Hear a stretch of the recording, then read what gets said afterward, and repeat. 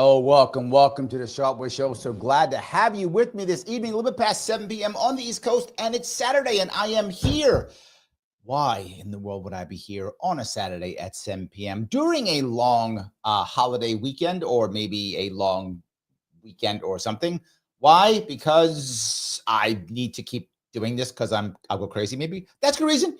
I'll say because I'll go crazy. That sounds amazing. But anyway, I am here, and it is an AMA. Now, why would this be an AMA?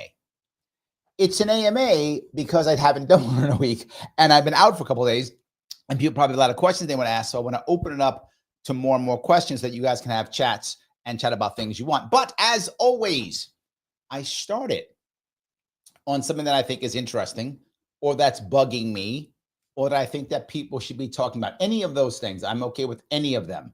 And the one I wanted to start with was what's happening right now in Syria. Now, most people would say, Larry, you tend to talk much more about domestic issues. Very true. I tend to. In fact, I often talk a whole lot about even New York local issues. Even that's true. Very, very, very common. However, this one matters, and again, it matters tremendously because of what other people are thinking. All right, so let me give you, for those of you who don't know, who aren't paying attention, right after, and I mean like right after, the Israelis and the H people in Lebanon, not those in Gaza, the H people in Lebanon who are backed by Iran, they made a ceasefire. You might go, well, wow, that sounds crazy. Why would they do a ceasefire? Why? And I warned you of this. I told you that Israel would push hard to get their buffer zone and then stop. And their worry is there will be an end to the war in Ukraine, and then those people will rush down. And I remember I told you this months ago. I said, this is, if you are, I'm not judging Israel at all. All I'm saying is, if you are Israel and you want a buffer zone, now is your time. Do it now before stuff happens. And I warned you that there will be drones coming in from Ukraine and Russia. Remember all those things I said? Yes. And we see it right now because what happened is they agreed to a ceasefire. Again, if I'm Israel, smart move. You see there are sporadic breaks, but nothing major at all. One of the reasons why the H people in Lebanon said yes to it, there are many reasons, but one of them was they took a lot of casualties. They fought hard and trying to hold the Israeli army off, and the Israelis threw everything they had at them. The Israelis threw everything they could possibly throw at them. The Israelis emptied a lot of stuff and put a lot of aggressiveness against them, and they did, and it worked very well. They took a lot of hits, and so much so, people didn't know this, that they pulled a bunch of their people out of Syria. So a bunch of the H people came out of Syria to fight in Lebanon to stop the Israeli assaults, right? And they did to a certain extent. Putting enough bodies there did slow the Israeli army down a bit. It did, not enough, but it did slow them out a bit. Some of it worked, but the casualties it took were huge. But it's a second piece. And I mentioned again, I say this because I tell you these things in advance before we see them and then it wound up happening. I told you that the attacks upon the leadership of Hezbollah, I'll say it once, hopefully it won't be that bad, the H people in Lebanon, was serious, that it was a serious attack. It did serious damage, and it broke up a lot of the coordination. It doesn't stop the fighting because much of the fighting is done at the local level within small cells. You don't require leadership to hold your ground against the IDF. So you can still hold your ground against the IDF without leadership, but you can't coordinate. Now, the IDF can coordinate like there's no tomorrow. These people in Lebanon couldn't coordinate because their leadership was destroyed. They could hold their ground and fight because they knew that. They're in small groups, easily done, but they weren't able to coordinate. So, of course, the victory becomes the IDF. They pushed most of them back, and H is prepared to retreat. Well, here's the problem. Many of them left Syria and got beat up in Lebanon, and many of them got tore up. When the leadership got tore up in Lebanon. So leadership was broken, coordination broken, bodies leave Syria. Not just that. Well, a whole bunch of attacks by both the Israelis and the Americans against Iran, also hurting their leadership in Syria, also there. Not just that. There's a lot of Russian generals in Syria, tons of them. There's also units in Syria and Americans too. Well, the best units aren't in Syria anymore. The best Russian units are either in Western Africa, as I told you, or in Ukraine. The best generals, not in Syria. They're in Ukraine now. You see what the Russians are in Ukraine. So the Russians kind of had like their second string, third string sitting in Syria. By the way, the Russians have already taken casualties already in Syria. Yes, Russians have already taken casualties in Syria. So their second and third string sitting in Syria. H, which is some of the most elite ground forces that Syria has, is or was in Lebanon, getting really hurt badly by the IDF. I mean, they took serious casualties, more than I thought they would. I mean, I was surprised how much. I guess no coordination, to just sit there and fight. They got hammered horribly, right, in there. So now all of a sudden, this comes up, and now Turkey says, wait a minute, I don't know what I want anymore. Erdogan goes, I don't know what I want anymore. And so the people, the rebels in Syria go, oh, we can attack now. Awesome. They prep and they attack, and that's what began to happen. I'll give you a quick map. It's an older map I'm going to show you, but the map actually works perfectly, because what actually happened, see if I can show this to you. Yes, there we go. Can you guys see that map? That's the map of the Syrian war. This, by the way, is 2020, right? 2020. That's this map. This area here, if you can see my cursor in that blue, this area is actually American held. Yes, American held. There are over 1,000 American soldiers sitting there helping out the Kurds. Now, here's going to be the hard part about the Kurds and about us. You're not going to like this part when I tell you this part. The Kurds and us are hanging out up here, right? This is really a mix. This area here, that is the tan, that is controlled by Assad. Now, Assad was the bad guy, the butcher, the terrible guy that we were all going to get rid of, that nobody can get rid of. Why couldn't we get rid of him? They might go, wait a minute, this guy's a bad guy. He's a dictator. Yes, but he's stability. That sounds insane. I know you're like, all right, he's stability. He is. In this world right now, Assad is stability. Yes. The Israelis no longer want to get rid of Assad. Like, Assad, we'll take him. It's fine. We'll take him. We'll take Assad. It's fine. The Israelis aren't mad at Assad anymore. Like, it's fine. It's good. Even Erdogan, who will put time, money, and energy into getting rid of Assad, is like, you know what? Maybe I'm going to leave it alone. You might say, why? Well, let me give you a brief history. I won't go too crazy. What actually happened here is there's like 8 factions fighting each other. Kind of in a way helping each other, kind of fighting each other. Okay, the blue part, that's Kurds. Kurds are the only people everybody hates. If you're Kurdish, I'm sorry to say it, but you know it's true. Kurds are the one thing that everybody hates. Everybody hates the Kurds. The Turks hate the Kurds. Why? There's like 10 million Kurdish people in Turkey right now, giving them trouble. The Iranians hate the Kurds. Why? There's like 8 million Kurds in Iran right now. The Iraqis hate the Kurds. There's like 6 million Kurds in Iraq. They're all over the place, right? They're all over the place. They don't have their own country. When we took over and started drawing lines, we forgot about the Kurds. They got completely screwed. They basically are in 4 separate countries, don't have their own country, but they're prepared to fight to help out. So we wanted to get rid of the other people who everybody hated, which was the Islamic State. Everybody hated the Islamic State. So remember when they had their own little country they had for a while after the Arab Spring? That country was in Syria. That's the reason we all got together to fight them. Literally, Kurds fought them, Assad fought them, we fought them, the Russians fought them, the Turks fought them. Everybody fought them. So for like a year, we were all on the same side, which made everything crazy because we also hated each other. So what ended up happening is this becomes basically autonomous Kurdish state, kind of ish, not really, but kind of ish, backed by Americans. There's about 1,000 or so American troops in that blue area. In the red areas to the north, that's the Turks who walked in. The Turks walked in and went, hey, we want a buffer zone, as the Israelis wanted, and we're just going to take it because we're a big Turkish army, and if you get in our way, we'll just shoot you. And we went, okay, and they walked away. Now, the rebels who were fighting against Assad, half of them hated the Islamic State. Half of them didn't. The half that didn't hate the Islamic State stayed with them and got crushed. And about it didn't, ran off to the west part of Aleppo, and that's that red area you see here, right? They're now called the HTS, which is Hayat Teraz al-Sam or al-Sham, I think. HTS is there. Those are the guys who attacked. They're backed by the Turks. Okay, completely disaster, I know. Why do we care?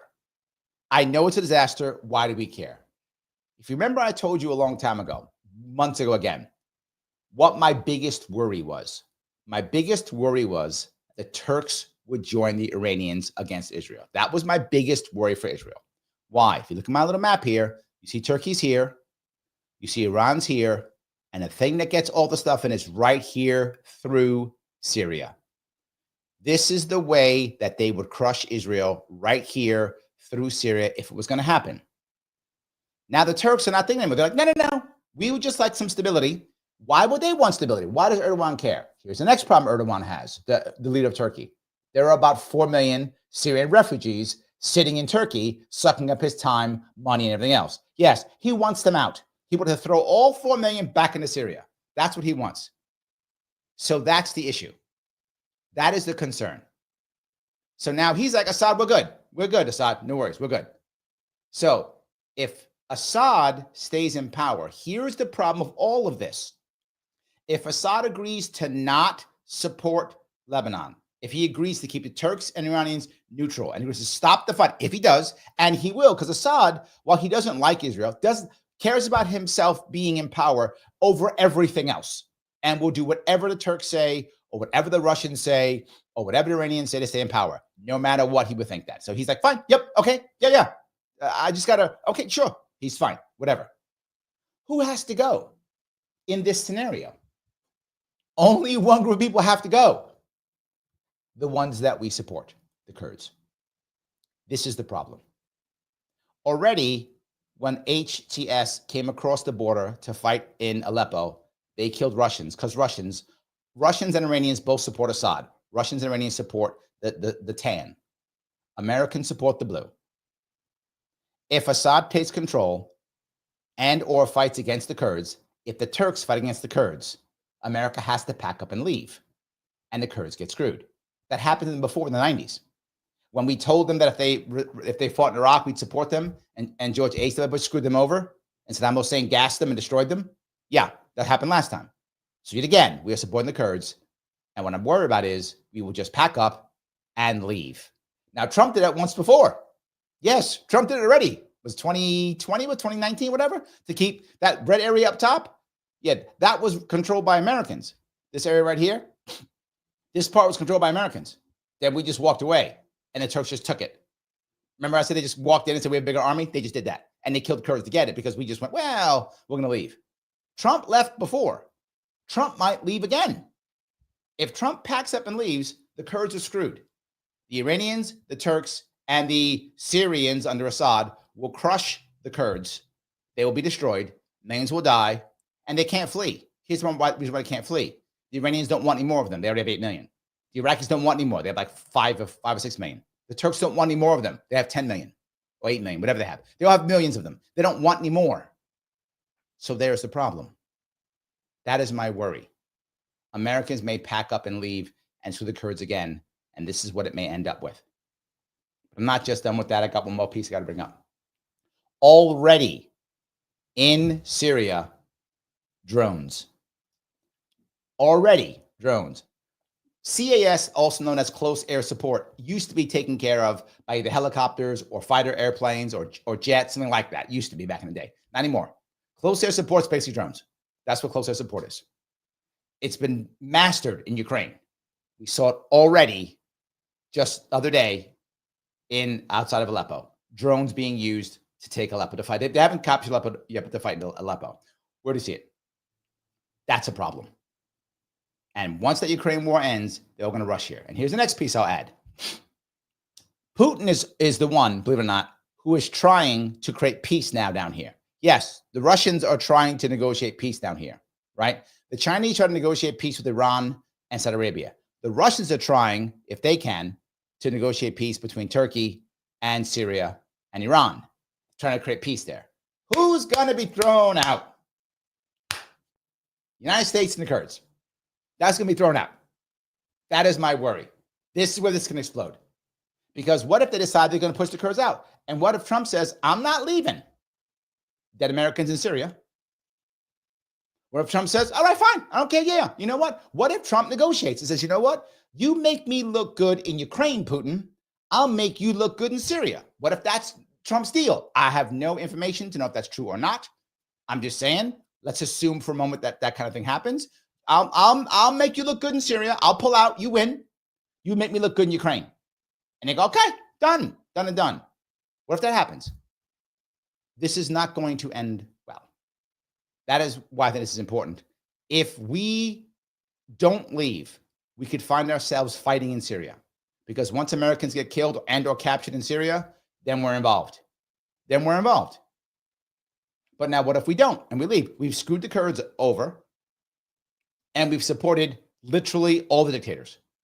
The dictator in Turkey, the dictator in Syria, the dictators, however you want to count them, in Iran. We've just supported dictators to get a peace in Ukraine. Boy, have we put ourselves in a crap situation yet again. All right, I hope I didn't give you guys too much of that, but this is why I think it does matter. I'm hoping, sadly, that no matter what it is, it's a loss for us in any way, shape, or form, but I'd rather have peace than anything else. I think this is a huge win for Israel.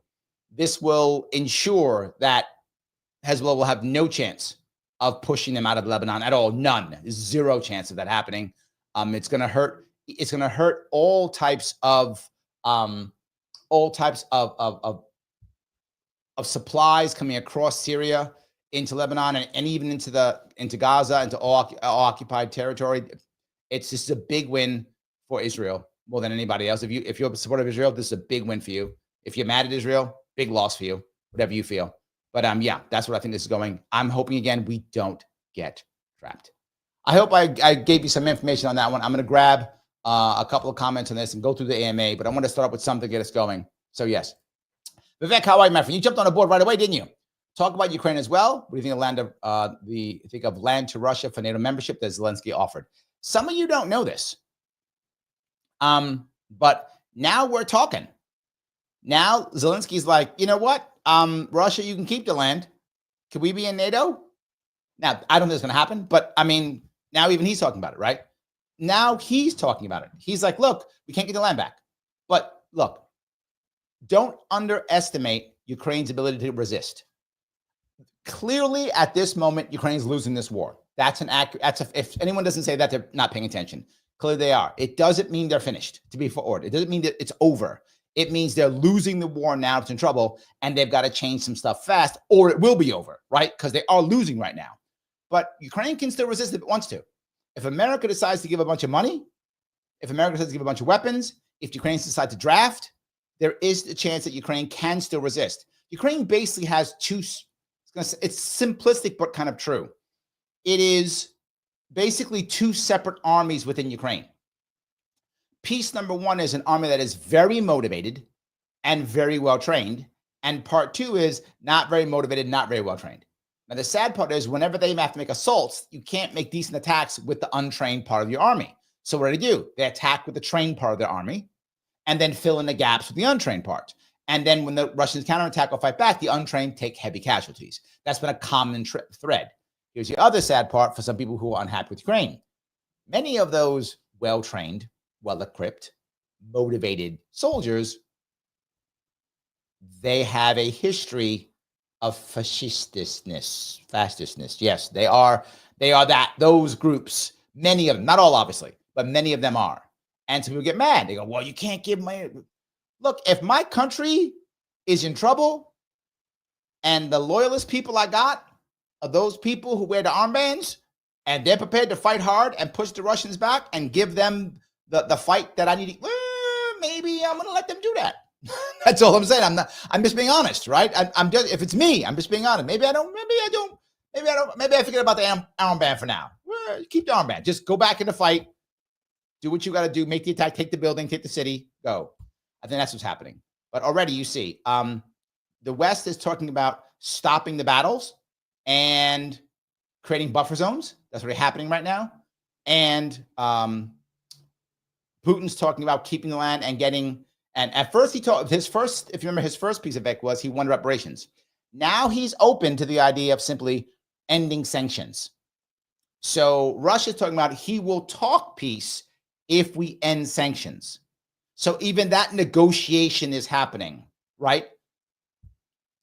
I remember I'm going to tease Mike Voss because Mike Voss said it's going to be done by the time Trump takes office. I said it's not going to be done, and I stand by that because of all of this. There is so much negotiating that has to happen before you get a peace.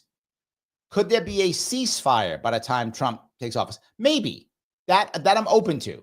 But this takes a long time. Remember where they started. Ukraine started with Russia has to leave all the land. We're going to become NATO. That's where Ukraine started. That's not going to happen. Russia started with we're keeping the land and you're going to pay us reparations. That's not going to happen, right? So they started. They were out here, but to your point, Vivek, they're moving right to where they're going to find something. I don't know what that is, but they will find it. So I hope that answers your question. My worry is part of that negotiation, maybe the sacrifice of the Kurds. Right? They may use Syria, or in theory, West Africa, even in theory, to keep the French happy, because the French are pissed. So they may even pawn off West Africa as a part of the deal, because some people aren't going to care what happens in West Africa, what happens in Syria. They'll only care what happens in Ukraine, so they can win in one spot and lose in another and go back and forth. So I think that could happen too. Vivek says, Larry, we're grateful for you. Oh, thank you. Your straightforwardness and your work ethic. I hope your Thanksgiving was good, and hope all my fellow Sharpies had good Thanksgiving. Oh, that's so sweet. It was good. I had a great Thanksgiving with my family. Thank you for that. I appreciate that. Yes. All righty. Paul and Nix, how are you? Back in 2015, I saw dozens of photos. Al-Assad and his wife, they were visiting a convent, an orphanage on Christmas Day. It was the most beautiful, loving pictures. Huh. Okay. Paula goes on to say, do not gas his people. CIA lie. Oh, is that true? Look, to be forward, I don't know about this. This is something I don't know how that worked. So, Obama allowed ISIS to overthrow al-Assad. Yes. Putin sent troops to help kill ISIS. Also true. Everyone hated ISIS. It's true. Yes. So yeah, I definitely get that piece. 100%. Let me grab a super chat if I could. Lucha Libertarian, thank you for $2. Sensationalism, our new political party. Yeah. But that sells, brother. That sells, right? That absolutely sells. Guys, I'm going to ask, since we saw a super chat, if you like what you're hearing, if you think what I'm saying is making sense, making you think, if you think this conversation has value, and I'll get you questions and go back and forth. If you do, click the button known as like. Click on that button. Hip check it, punch it, smash it, drop kick it, whatever. As long as you click it, it doesn't matter. No matter what you're watching on. If you're watching on Twitter or Facebook, please share. In fact, if you're watching this and you are part of a Facebook group that you think might be interested in this, please share it into the Facebook group. Either share it from Twitter, share it from YouTube, share it from Facebook. I don't care. Share it into your Facebook group if you think people will care. It does matter. If you can subscribe, please do so. Follow me on Facebook. Super chats, as you see, go right to the front. We jump right on that. Become a member. Remember, I have member groups where you all come together on the show and talk. We did one just a couple days ago. If you want to do that, you can become a member. Click either on YouTube, either Sharpe Way or Larry Sharpe. $49 per month. Click that join. Keeps me going as much as I possibly can. We do a Sharpe Club with a bunch of people on it. You get to come in and chat with me and tell stupid jokes, which is kind of one of the coolest parts about doing this. So there we go. I hope that was good. All righty. Let me grab some more of these here. IC is teasing me. She says, good evening. And then she says, translation, Larry didn't do his homework. I see all I do is homework. Literally all I do. I'm both a business and political consultant. When I have work, I work directly with people, usually on the phone, but sometimes in person, often like this, in Zoom meetings and things of that sort. Whenever I'm not, all I'm doing is I'm either on the phone with somebody, watching a video, listening to somebody, or critiquing something. That's what I do. And I'm very often, I will spend hours on the phone with people who I know, asking questions, going back and forth, scolding them, scolding me back and forth, seeing what makes sense constantly. So my job is homework. I have to know stuff. Have you seen some of the stuff I do when I go on to I do a press hit, either I'm on TV or someone's podcast or a radio show. I do a lot of morning shows. And most of them are local. You probably unless you live in like Detroit or something. I do a lot of local morning radio. Like I do a Detroit morning radio show, Rochester radio show, morning radio show, Oregon, Portland, Vegas. I'll do a morning show, and I'll do like a 12-minute hit, and they'll ask me all kind of questions. So I have to be able to answer them. So I spend a lot of time doing homework. So I wish I didn't do my homework. I wish I just laid around, didn't do any homework. That would be amazing. So I appreciate that. All right, let me grab a couple more of these if I could. All righty. Dave says Zelensky's offering a trade for America. Yes, it just came out. Yes, just came out. 100%. Yes. Paula says, I'm interested to hear what the Associated Press, CIA are reporting. Here's the reality. You're not going to hear much out of it right now. You're not. I brought it up because I'm looking and listening. I've been talking about this for a long time. I knew Syria was a big deal. People were saying, well, Syria is going to help and, attack Israel. It's not. Syria is in no position to make assaults. Syria is in position to do only one thing, be a trade route. It's a supply route. That's what Syria can do. It is no position to do anything except become a supply route. But it's a critical supply route, which now is getting trashed. So yeah, you won't hear much until the reason why you won't hear much, Paula, is because this is not a black and white war. It's not like, oh, well, the Russians are on side A, Ukrainians are on side B, Hamas on side A, IDF on side B. No, that's not what this is. These are all factions, even amongst themselves. So it's not easy. And we support different sides, different times. The Turks have supported different sides, different times. The Russians have supported different sides, different times. So it's even a swap within sides. So this is a disaster.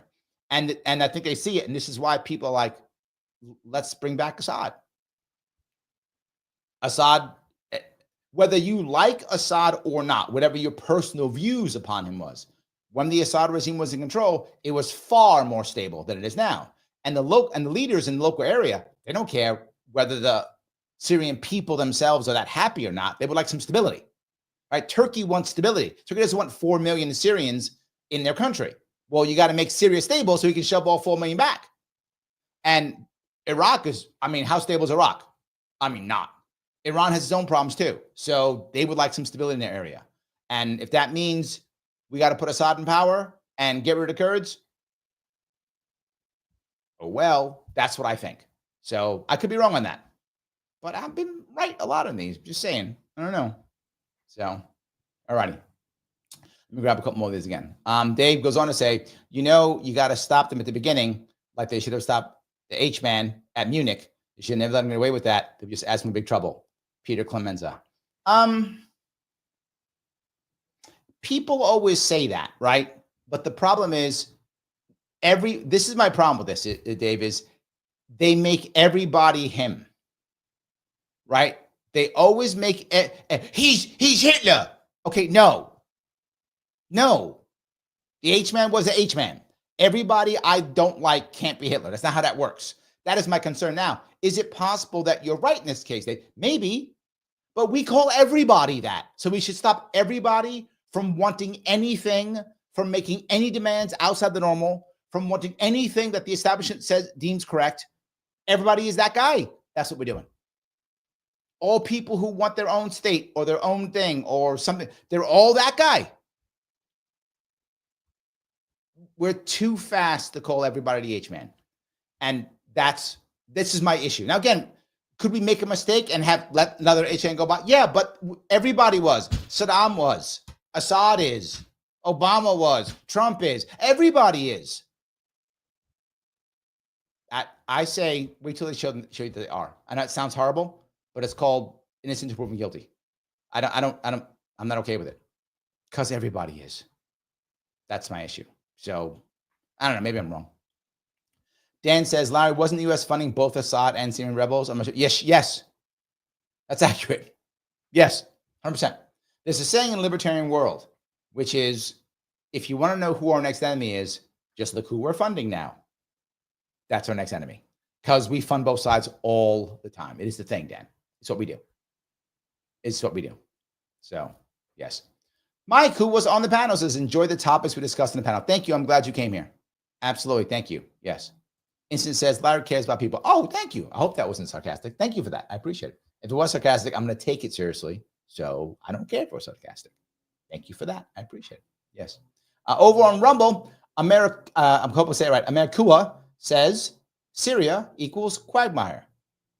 Yes. And this is a problem. America has had forces in Syria for what is it, over a decade now? Am I about right? I wish Mike Voss was on. He would know. I think it's been about a decade, if I'm not mistaken. 2014? No, maybe. Maybe since the Islamic State, which I think ended in 2014. Anyway, about 10 years, give or take. Russians have been in longer than us, right? So they're here. It's a quagmire for both of us. And if there's literally a DMZ. The Euphrates River is basically the dividing line between kind of the Kurdistan, if you would call it that. I don't know what you would call it, Kurdish Syria, whatever you call it, and then main Syria, whatever you would call it. It's basically that river. Do we then create another Vietnam, another Korean War, another Vietnam War? I sure hope not. So yes, I sure hope not. So James says the biggest problem with the peace through strength strategy is there must always be an enemy. After all, what would the point of there being a Batman if there's no Joker?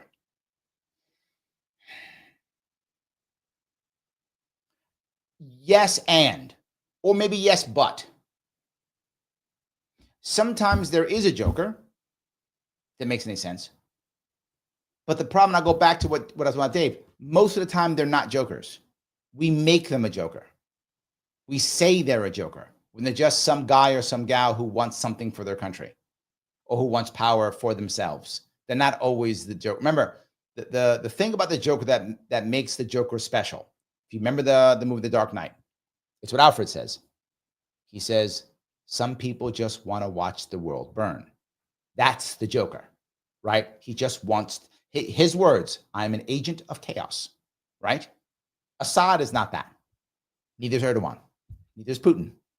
Neither is Xi. None of these people are Jokers. They don't just want chaos. They're not just trying to watch the world burn. They want something specific, right? So it's a different way of looking at things that makes any sense. So yes, but doesn't mean I want to be weak either. So it does not mean I want to be weak, but I don't want to make everybody the Joker. And this is what we keep doing. We keep making them caricatures, right? And you see it even if I talk about the Ukraine war and I don't openly go, and Putin's evil and terrible, and I don't openly do that, I always get Putin puppet. You're Putin puppet. You spread propaganda. That's making him the Joker. And he's not. I'm not saying he's a good guy. I'm not defending him, but he's not the H-man. He's not the Joker. So, James, I'm with you on that. At the same time, I don't want to be weak. Roy's point, being Batman prevents a lot of Jokers from trying. I don't know. They've been trying, Roy. Russia invaded. They're fighting in Syria. We were Batman. We've been Batman since 1945. I mean, Kim Il-sung, 1950. He tried. Right? Ho Chi Minh tried and won. 1960s. When did we officially become? Was it 65? We officially became the war officially. Was it 65? 65. Ho Chi Minh tried. Won. Right? Osama bin Laden tried. Arguably also won. The Afghanis, they won too. I don't know. People, there's a lot of Jokers trying. Being Batman ain't working. Remember something, we haven't won a war since 1945. And we've been being at war for a long time. So I'm not sure that I'm not saying be weak, but I don't see it working. I mean, we act like it's working, but I don't see it working. Yeah, you'd ask the families of the 7,000 dead from Iraq. No, I'm sorry, more than that, right? Yeah, it's 8,000 dead from Iraq. And how many 10,000 wounded from Iraq? They're not going to say Batman working. All the people in Afghanistan, we walked away. It took us 20 years and $1 trillion to replace the Taliban with a more powerful Taliban, with a better armed Taliban, with a more bloodied, stronger military Taliban. Batman ain't working, Roy. It's not working. So I don't know. So Dave says Assad is the less of all the evils. I think you're right, Dave. I'm trying to not be flippant. I'm being real. I think when you have Erdogan, is it Khomeini now? Khomeini? I forgot the guy who's the name of the Iran. I think it's Khomeini. And now you got Putin, all three going, you know what, this Assad guy, not so bad. when you got all of them, and when you got the Israelis, when you got Netanyahu going, Assad, you know what? Not so bad. Like you got all of them going, not so bad. Dave, I think you're right. Just being and America's not fighting him. America's like, yeah, maybe. What are we gonna do? I think you're right. One thing Assad has, which is amazing, is staying power. This guy's like this, my country. I mean, he almost lost his country to ISIS. Remember that? Almost lost his country to Islamic State. Every group falls, not him. That dude's got staying power. He's like, this is my country. I'm keeping it. My daddy took this country, gave it to me. Mine. And he's not wrong. He's not wrong. So, yes. All righty. Let me see here. Kim says, seeing headlines, World War III has begun. I don't think that's true yet. I do think that everybody sees it, Kim. Thank you for being a member, by the way, Kim. I think everybody sees it. And I think most leaders don't want it. To be forward, Russia is currently beating Ukraine. That's true. But Russia is not easily winning.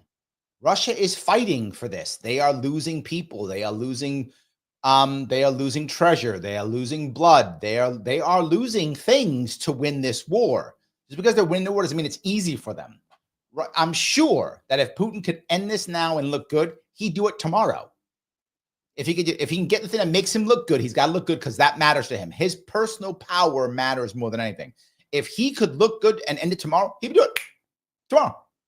He doesn't want more Russians dying. He doesn't want more money thrown to this thing. He doesn't want more of that.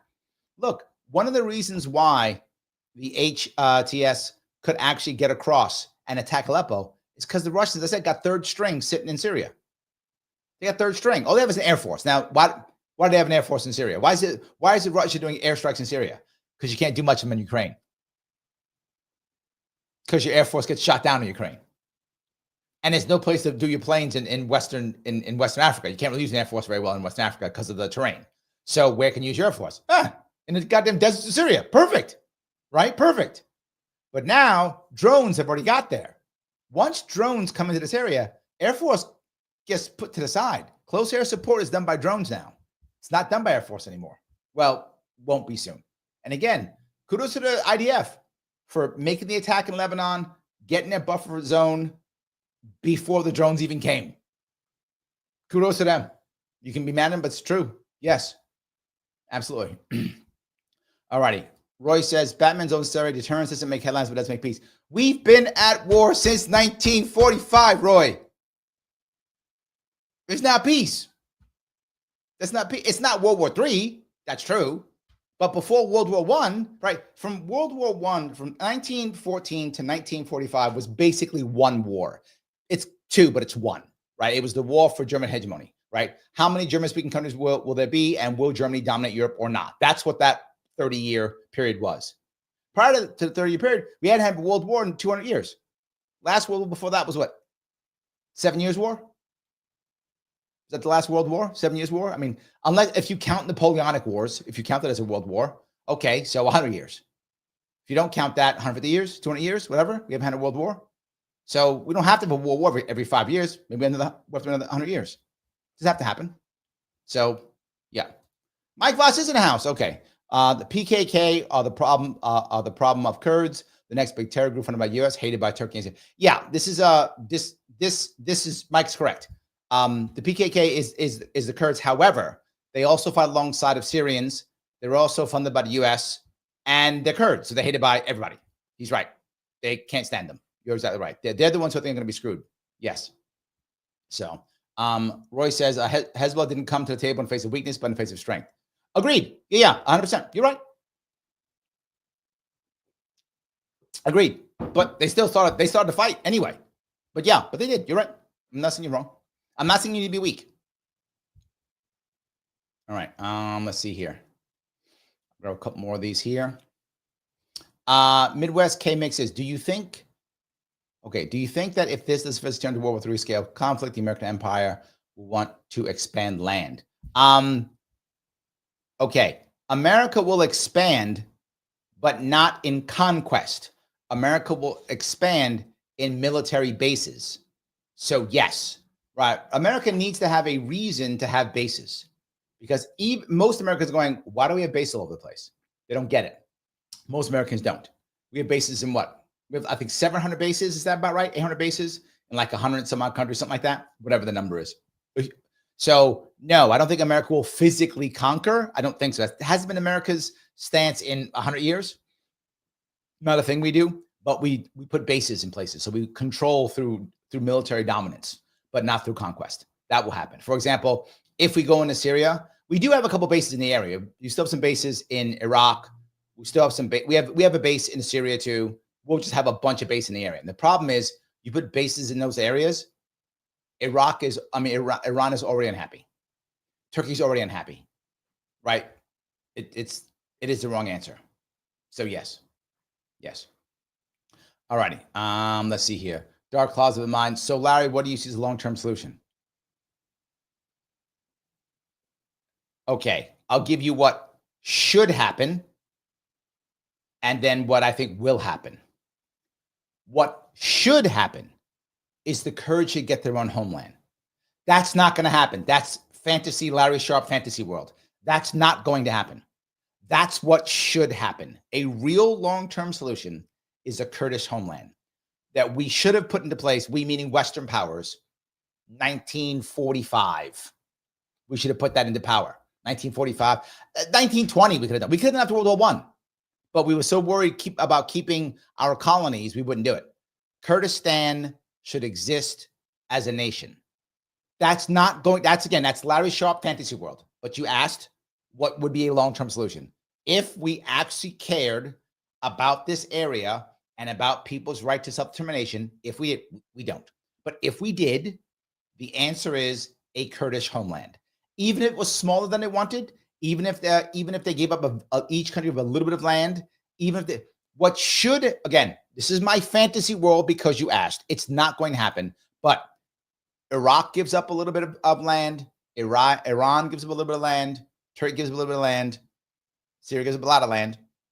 And you move all the Kurds into that area. They crumble in there. They find their own answers. Kurdish homeland. Okay, now they're out of my fantasy world because that's not going to happen. They're not going to give up any land. They're not going to do that. No one cares about the Kurds except us at the moment, and we screwed them too. The actual long-term solution is Assad's back in power. I hate saying that, but that's it. He's back in power. That's it. He's back in power. He gets back in power. They give the Kurds some type of semi-autonomous region, right, where they kind of have power but kind of don't. And Americans or UN or NATO or whatever will put some troops there so that they don't get crushed. And this will explode 30 years from now in some way, shape, or form, like Hong Kong or something. That's the actual long-term solution. What I want is not going to happen, but will be the actual answer. But what will happen is they'll have some form of semi-autonomous agreement in some way, shape, or form, probably after a short war against them, which they'll be completely overwhelmed, and then they'll make some kind of deal. That's what I think. So, any case. Gene says, Johnson may not have known what Aleppo is, but at least he wouldn't have bombed Syria. Always say you can't bomb a place you don't wear it. You don't wear it what it is. I can't bomb what I don't know. So Gary Johnson would have no troops in Kurdistan. There'd be no Americans in the area. What would happen? What happened? Yes. Mike says, Larry, these other countries are still afraid of what Trump will do. So don't see an intense escalation in the next 4 years. Look at what was done to ISIS Caliphate. Salami, tough talk with Taliban. Yes, okay. This is what I was talking about last week, Mike, which still bothers me. And that is, I think you're right. They don't know. And right now, Trump has no official power. Obviously, he has influence, but he has no official power right now. So this is the end of World War I. This is everybody jockeying for position. This is musical chairs with bodies, with dead people, with people killing. Everybody jockeying for position until the music stops. Everybody knows Trump wants to end this, right? That's for sure.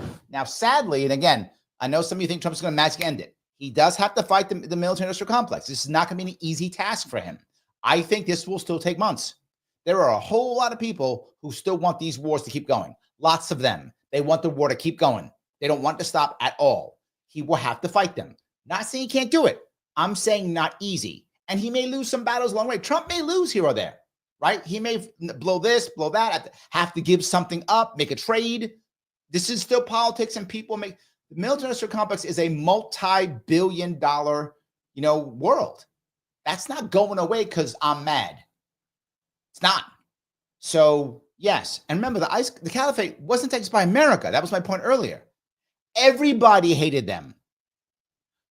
We were at one point all on the same side. Turks, Russians, Iranians, Americans, and Assad all wanted to get rid of the caliphate. They had no chance. Of course. It wasn't just Trump. I'm giving Trump his due, yes, but it wasn't just him. They all wanted to get rid of them. And they did. And what happened? Now they're still fighting. They hate each other. They all hated each other. They just hated ISIS more. So they get rid of ISIS, and now they're fighting each other. So, yeah, I don't think it's that as easy as you say is what I'm saying. So, yes. All righty. Let's see here. Mike says that tit of tat with Ukraine won't work. Ukraine is worth far more in all calculations. But yes, Obama created a problem and Biden doubled down, dumping troops from Syria on his first day in 2021.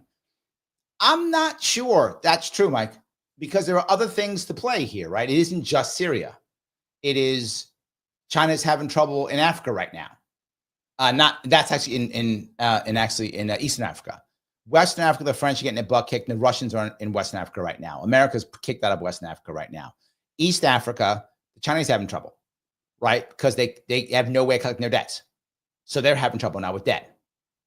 There's a lot of stuff that could be rolled all over the place, right? Ukraine's important. I'm not saying it's not, but Ukraine is important in everybody's eyes, not just Putin's. Our eyes, everybody's eyes. Ukraine's important in everybody's eyes. So somehow you got to be able to negotiate somewhere. I can see negotiations in Syria. I can see negotiations in Israel, negotiations in East Africa, West Africa. I can see negotiations over Taiwan even, making all this coming together into one like massive, instead of it won't be one big treaty, it'll be like 7 different agreements that will equal a treaty. So I think it can work. I think you're saying it's, I'm not saying you're wrong in that it's valuable. It is. But Putin wants peace too, right? Again, he's currently winning. It doesn't mean that automatically the Ukrainians don't counterattack and do something that makes it last longer, right? Unless America actually jumps on board 100%, Russia will eventually win this war. That's true. But will they win a war in 6 days or 6 years or 6 months? If I'm Putin, I want 6 days. I don't want 6 years, right? Eventually they will, unless America jumps 100%, Russia's going to eventually win this war. But it doesn't mean that Ukrainians won't counterattack, take land back, push back again, hold on. Again, Ukraine has a lot of units that are terrible and are collapsing, and also a lot of units that will stand and fight.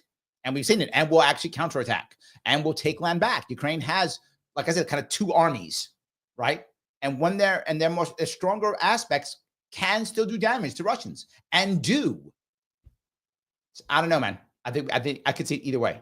So he goes on to say, Ukraine wouldn't be part of NATO, Russia never agree. I'm not saying that. I'm going to be clear. I hope I didn't say that. What I was saying is that's where they are now in the negotiations. They're not going to happen, but you see them doing this, and they're coming to a spot where it's going to be. I think you're right. There's going to be no, yes. I don't see them being there. I agree, but that's where they're moving. And this is my point. The negotiations aren't even close to done yet. They just aren't. So yes. America over at Rumble says, a real World War III will be over before most folks know it has started.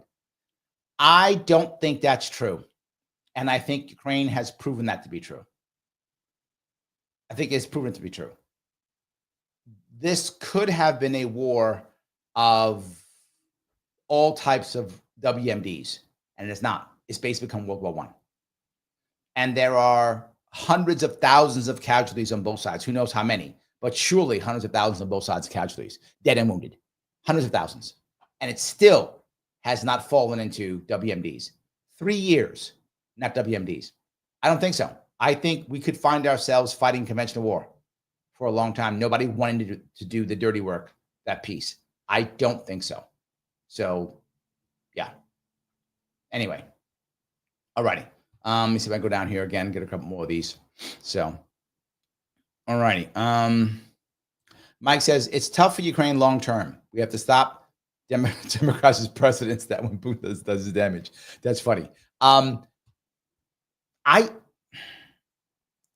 There was it Henry Kissinger who said it's bad being America's enemy, but it's horrible being our ally. Like that's the worst, right? That's the worst, being our ally. Yeah, we used Afghanistan, destroyed it. We used Iraq, destroyed it. We used Vietnam, destroyed it. We used Korea, didn't destroy it, but almost did. We're using Ukraine and destroying it. Yeah, I think you're right. We're destroying it. So Stram says, Stray Dan says over on Rumble, do you get monetized for this platform? Yes. Yes. So if you watch on Rumble and ads pop up, I get like 3 cents or whatever it is. I forgot what it is. But yeah, so yes. So yes, absolutely. Liberty Lady says, Larry, how was your Thanksgiving? What kind of stuff did you do while your daughters were visiting? Well, my oldest daughter now is out of college. So that's awesome. So I'm happy that she was here. We had believe it or not, my daughter cooked, and she cooked a keto dinner, a total keto dinner. We had turkey, which obviously is by default already. She made keto stuffing with keto bread. We had keto apple pie using zucchini and some flavoring, and a keto crust made out of, I forgot, almond flour, whatever she made it out of. Yeah, something like that. We had keto potatoes, which is made out of cauliflower, and that's right. Yep. Keto gravy and keto cranberry sauce. Yes. So we had a full keto Thanksgiving dinner that my daughter cooked. I was very impressed to include the pie and the stuffing and the potatoes and everything. Of course, not with potatoes, just cauliflower, but they look like potatoes, taste like potatoes. So it was good. So yes, I stayed keto the entire Thanksgiving. I am keto. It's my life. It's what I do. So yes, absolutely. Shannon says, Biden's going to F it up as much as possible before he leaves. Sour grapes. I don't think it's just sour grapes, Cheyenne. I don't. You're correct, but I don't think it's sour grapes. I think Mike is saying the same thing, right? Biden's making things worse. Yes, I agree with both you and Mike that he is doing that. I don't agree on the reason. I don't think he's doing it because sour grapes. I think he's doing it because he is absolutely connected and set up with the military-industrial complex, and they don't want this to end. They don't want it to end. They think that the idea of America staying an empire is a good idea. The more weapons that go out are a good idea. The more we are at war is a good idea. They're warmongers. Yes, I think you're correct, but I think the reason isn't sour grapes. It's because, of course, I don't think he would have at all. I can't imagine him stopping the war at all. I can't imagine Harris stopping the war at all if she had won. If she had won. I don't think so. Yes. So, all righty. There we go. Mike says it. Biden has been daddy warbucks to Zelensky. 100% true. Yes. Absolutely. Absolutely. Jerry says, love from Hawaii. Hey, Jerry, so glad you're here. Thank you for being a member, my friend. I appreciate it. Yes, absolutely. The Liberty Lady says, hey, Larry, can you talk a little bit about your Rumble account and that we're trying to grow that platform? Yes. If you want to watch, we can also watch me on Rumble if you want to. I'm also on Rumble. You see how I say funky words? Because here on YouTube, I run this on YouTube, Facebook, Twitter, Rumble, Getter. Oh, geez. What else? Like 2 more places. Vimeo, Twitch. So yeah, I do it on a bunch. And the ones that are monetized are 4 monetized. Facebook's monetized. YouTube is monetized. Twitter's not monetized. Sorry, 3 are monetized. And Rumble's monetized. So you can watch on any of those, all good, whatever you prefer. But YouTube is the worst when it comes to my language. If I say things that they don't like more than once or twice or 3 times, or sometimes if it's in the first 5 minutes of the video, it just crushes all of my viewers. It crushes all of my advertisers. It crushes everything. So that's why you see me talk like a baby when I'm on YouTube, because YouTube treats us all like children, which is why so many people have been moving to Rumble. So if you want to watch on Rumble, please feel free. I may, if I have enough people, I have hardly anybody watching on Rumble to be fair, but if I have more people watching on Rumble, I can do more stuff just on Rumble and just speak plainly, because Rumble does not care. I've met the people from Rumble. I've met them. They're like, just talk, be you. YouTube's like, no, you will use baby talk or we will punish you. It says the right words or it gets the hose. That's how YouTube is. So there we go. There we go. User has been banned, says, can we get over World War II already? Never. Sadly, never. You were absolute never. Yes. Yes. Absolutely. Yes. So I wish we could. Yes. 100%. All right. 2013. Thank you, Mike. I knew you would know the time. I thought it was 2014. It was 2013. So we've been there 11 years now. Thank you. I knew it was during Obama. I didn't remember when it was, but there we go. I thought it was 14, 13. So we've been there now 11 years. So I am concerned. Yes, I am concerned. So elected new Manhattan DA in 2025 says, Semper Fi, shipmate, run for governor. Thank you, my friend. I am considering doing that. Yes, absolutely. Mary says, we should learn something from the rise of circumstances that led to the rise of the H-man, instead of calling everybody that we don't like the H-man. Yes, Mary. Why don't we think that? Yeah. Why don't we think that? Yeah. I love that. It's a good idea. And we should realize what's happening and then try to make changes so that we don't. But it's so much easier to yell at people, Mary. Let's just yell at people instead. Yeah, let's just do that. Yes. Roy says, when's the last time anyone invaded a NATO nation? Let's see. When someone wasn't, I don't think a NATO nation has actually been invaded. I don't think so. When's the last time a nuclear power has been invaded? I guess you would count this year, if you count Ukraine invading Russia, maybe. I don't know. But again, Roy, if that's the case, why are we worried? It's a serious question. If what you're saying is true, and the assumption you're making is NATO makes you perfect, that all of a sudden now people don't invade you anymore, okay, then why are we worried? Russia invades Ukraine, fights whatever, makes a deal, takes over half the land, whatever. So what? What do I hear from everybody else? Then he goes after the next. I thought no one can invade NATO. Well, right after Ukraine's on NATO. What are we worried about? He's going to invade Belarus? If he wants to, they're already basically the same country anyway. What do we care? Why are we worried? If what you're saying is true, then we should not worry about Ukraine at all. This whole idea of once Ukraine goes, then Poland goes, then Estonia goes. They're all NATO. What are we worried about? If what you're saying is true, who cares? That's why I don't get it. I hear it all the time. We have to stop Putin or he'll invade all of Europe. Okay, so we have to make Ukraine NATO. Why? Because then he won't invade. But everything after Ukraine's NATO. We already said he can't invade the rest of Europe. It's the magical wall that is NATO is right after Ukraine. So we got the magic shield. He can't get past it. We're good. No worries. And if he can get past it, then why do we care if Ukraine's in part of NATO?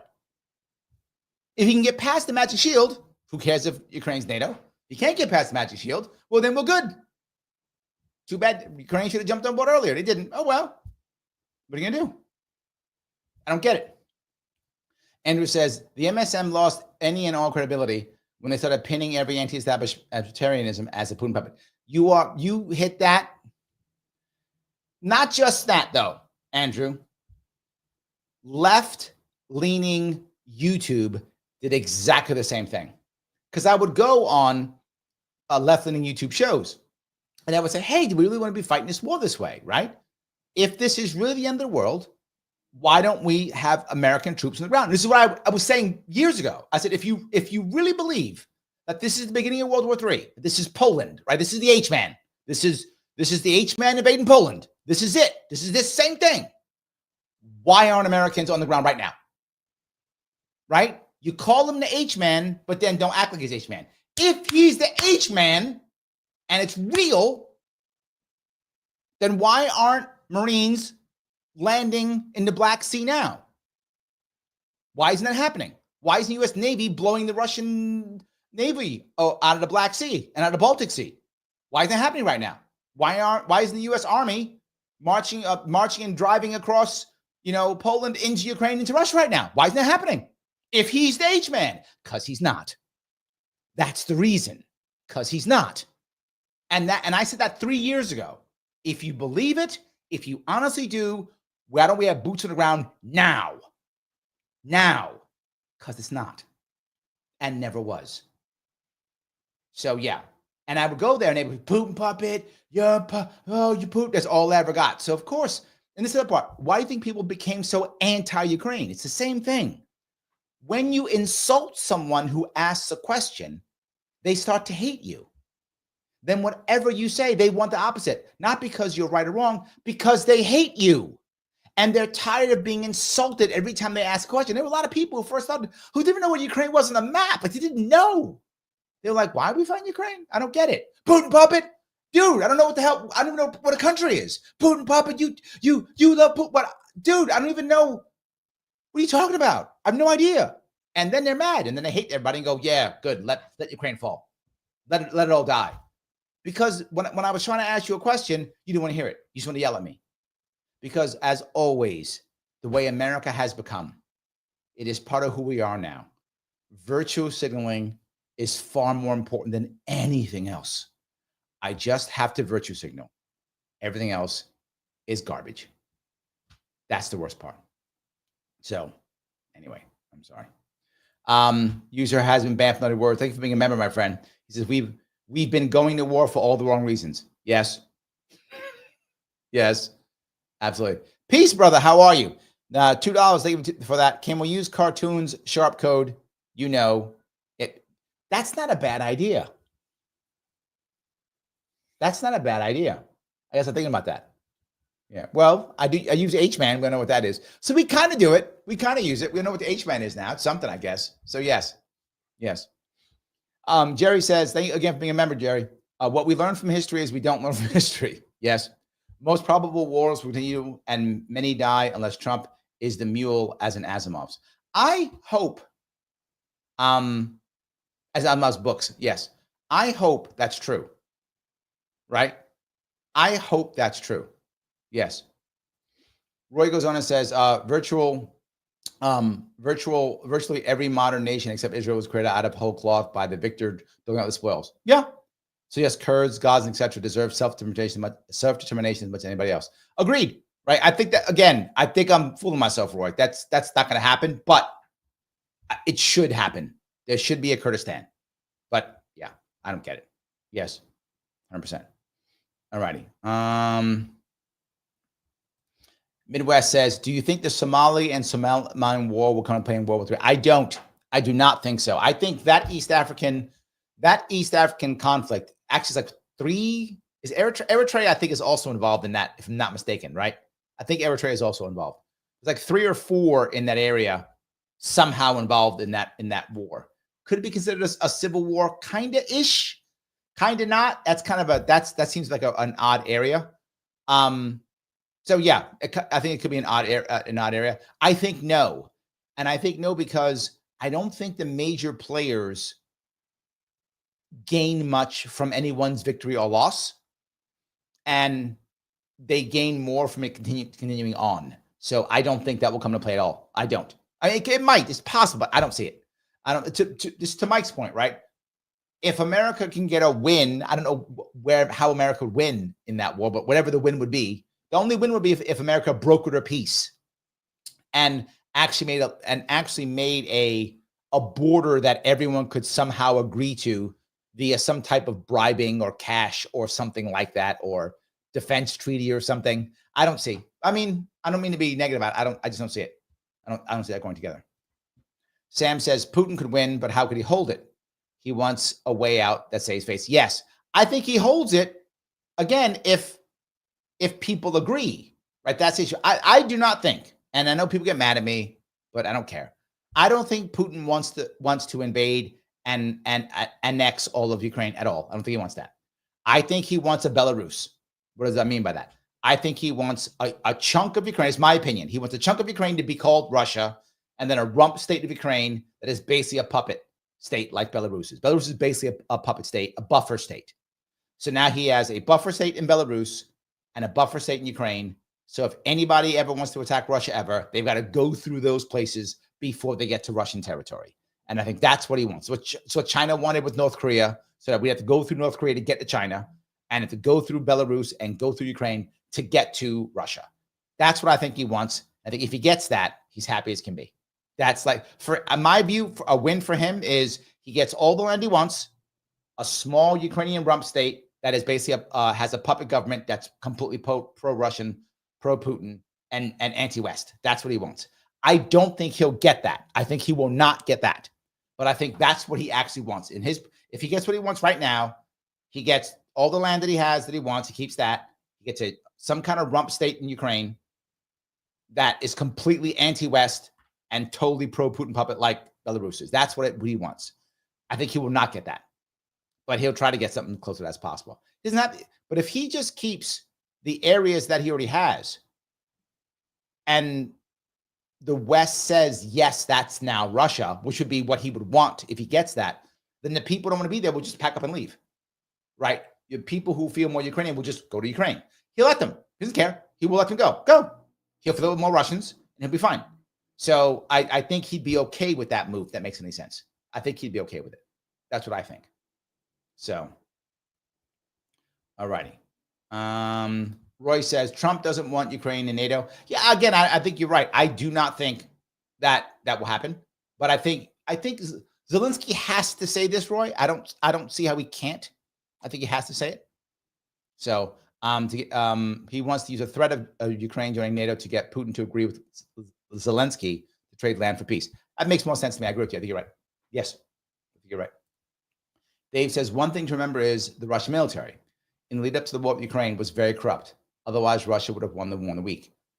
I'm not sure about that either, Dave, to be forward with you. Only because, I'm sorry, of course they're corrupt. Yes, I'm sorry. I'm going to be clear what I'm not sure Russia could have just won this one because, again, the Ukrainians decided to defend themselves and use Americans to do so. That is, yes, that is the reason why. The Ukrainians could have rolled over. That was an option they could have taken. They did not take that option. They took the option to fight. And we helped them. I think that's the issue. And the Russians were not prepared for that. They were not prepared for that. They thought, yeah, we'll drive in, shoot them up, move on, and we'll get this thing. I think they believe that. Obviously, they were incorrect. Peace Laws, thank you for $2. What do you think those tic-tac shaped UAPs are? I have two views on this. Two. One of them is, I was thinking that, okay, one of them is that they're just like American military stuff that they don't want us to know about, right? So it's some secret stuff that they figure out how to do this stuff. They won't tell us. So that was option one. Option two. When they said the people who are saying that these UAPs are what they are, they're not saying they are extraterrestrial. They're not saying that. They're not saying they're alien. That's not the word they used. The phrase they used, and I was listening clearly, the phrase they used was not that. The phrase used was non-human. That was the phrase they used, non-human. Lara, are you saying it's like the underground lizard people who live underground and have special stuff? Maybe. They didn't say from another planet. They didn't say that. So maybe the lizard people are real and they fly around on Tic Tacs. Maybe it could be that. Maybe it's the Tic Tac flying lizard people who live in here. They live here. They're Earthlings. They're just not human. That's all. So the Liberty Lady says, Larry, what is your typical streaming schedule each week? Generally speaking, I try to stream every day at 7. That's my goal. I can't always make that, but I try to stream every day at 7. The exceptions of Monday and Tuesday. Sometimes I stream Monday at 8 or 9 because I do my Sharpe Club some nights. And Tuesday, I always do 1 p.m. my radio show. So I either don't do Tuesday night or I do 2 shows on Tuesday, the 1 p.m. and then the 7 p.m., everything Eastern. I try to do 7 p.m. every day to the best of my ability. I can't always do it because I do have to work also, but I do my best to do that. That's why. So yes. All righty. Okay. See if I can keep going. What the heck is keto cranberry sauce? It is a cranberry sauce that is sweetened by monk fruit. That is what it is. It is a yes, that is what that is. So yes. Mike says no mashed potatoes is according to Jacob. Yes, it's cute, but they're kind of, yes. They're kind of mashed potatoes. They're mashed potato-ish. So yes. Lunatic, thank you for the $5. I appreciate it, my friend, for both being a member and for the super chat. World War III will lower the population, increase programming, increase control systems. We are beyond repair. I'm not sure that lowering the population is a good or a bad thing. I'm very torn on this. I'm very torn on this concept of lowering or raising population. I don't know if it matters either way. Like, obviously, economically, it can affect us if we don't keep growing, but then about our planet too, I don't know. Will it allow us to do other things? Will we move off of our planet? I don't know. I'm kind of torn on that piece. But the question is, how bad will World War III lower the population? It may or may not. Remember something, World War I, certain countries were horribly affected. Certain weren't, right? And then World War II, same thing. World War II, depends upon the place where you're going, right? World War II, horrible to be a Russian. Oh my God, being a French, not so bad.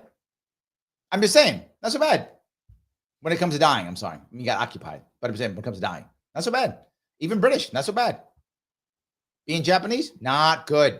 Like, it really depends where you are. So I'm not sure. I'm not really sure. And look at that. Right after World War II, population exploded. And we lost what? Overall, if you count Asia and Europe, 150 million dead, something like that. Not 100 million? About 100 million, I think, if you count both. I think it's 100 million if you count both Eastern and Western spheres. I think it's about 100 million dead. That's 100 million people. That's a lot of people dying. Right after that, exploded.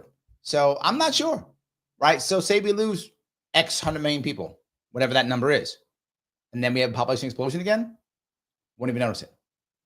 Wouldn't even notice it. So yeah. All righty. Andrew says 0. NATO was attacked 0 times. Well, there we go. Oh, Mike goes on 11. Oh, Mike.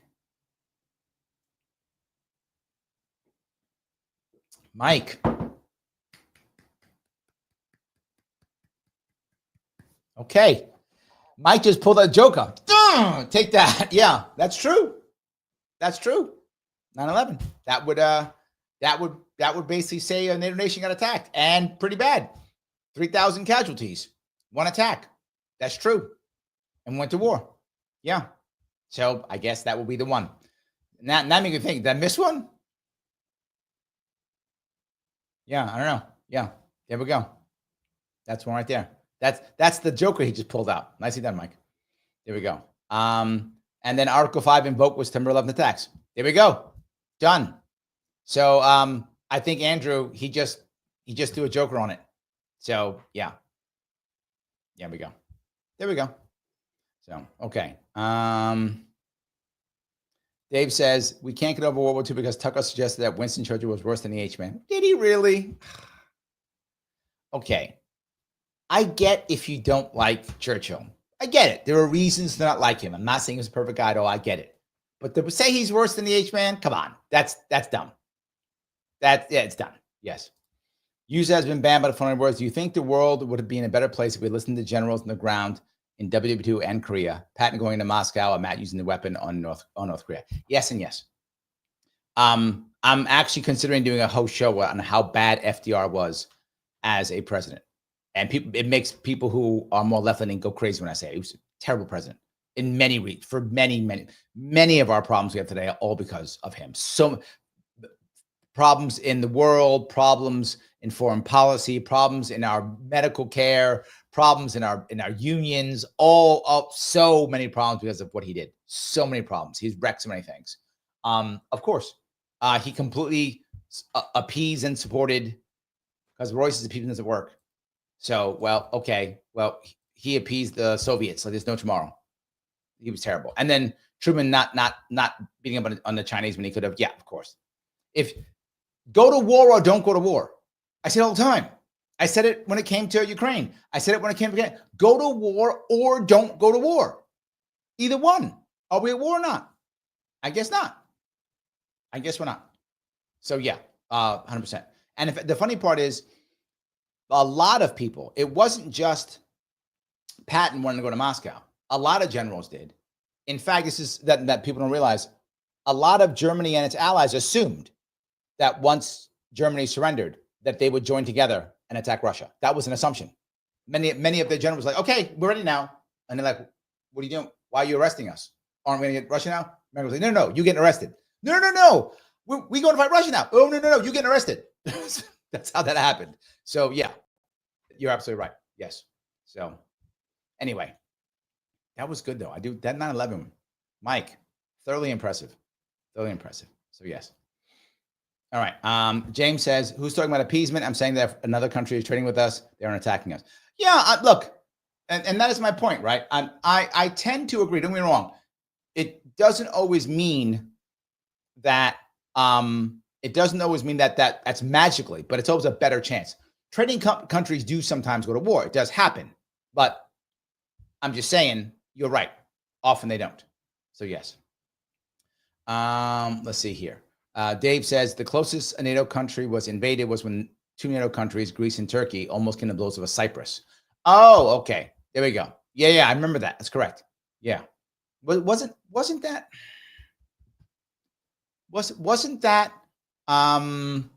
Greece had a communist takeover at that point? Is that right? I forgot, something like that. Yeah. Dave says, question, what part of your backdrop is real and what part is green screen? The piece where it looks like it's a bunker, all green screen. I can change it. When I remember, I don't always do it, but when I remember, when I do my radio show, I change the background to that. That's my radio show background. So my radio show background is me doing it out of New York City. And then sometimes when I do other coaching, whatever the case may be, I will change it to a coffee shop. So I'll sit in a coffee shop when I'm doing coaching and training. Often I do that too. So I will swap it. But, and when I do award shows, I will go to that. I'm doing an award show now. Look, I'm doing an award show. Isn't that great? But for you guys, you get the bunker. Hope that was clear. That's my green screen behind me. So yes. All righty. Larry, do you think AOC will run for president 2028? I do not. I do not think she'll do it. No.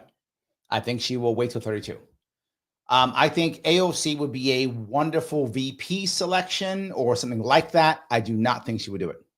So yes. Mike says, Larry, you voted for Tina in 2022. I did. I think you said you weren't voting this year. I didn't say that. I said there's no reason for me to vote. My vote does not count. That's true. I said that. I said my vote doesn't matter. My vote doesn't count. And it did not matter. It did not start. It doesn't matter at all. So yeah, it does not matter. My vote did not matter. It was irrelevant, but I didn't say I was going to vote. I just said it didn't matter. So yeah, there we go. All righty. Let's see if I can go here. Again, another $5. Thank you so much for Peace Logic. China is attacking us with fentanyl and divide us. Intentional? Here's the thing to remember, guys. I don't mean to be cruel here, but I'm going to be very clear.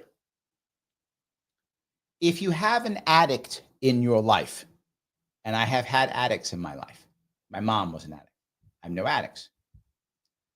People think that everyone's being tricked into buying fentanyl. No. They want fentanyl. Some of you, your mind may be blown.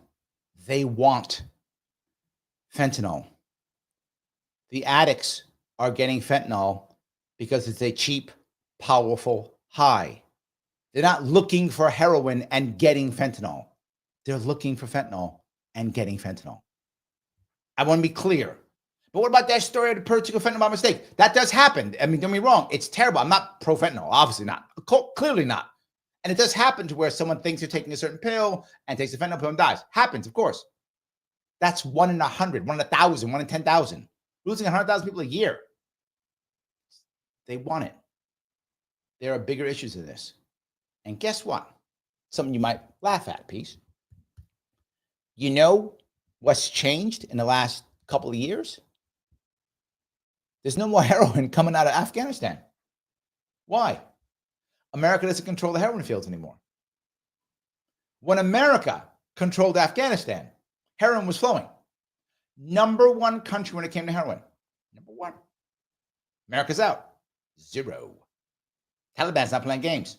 You don't get that. We're going to make some heroin. We're going to kill you and burn everything. Oh, then I'm going to stop making heroin. Done. That was fast. That's fast. Yeah, none. So now you can't get heroin anymore. Well, you can't, but it's a lot more expensive. What's cheap? Fentanyl. We have problems and we are blaming other people. What's the response to fentanyl? Meth. Why do we have meth?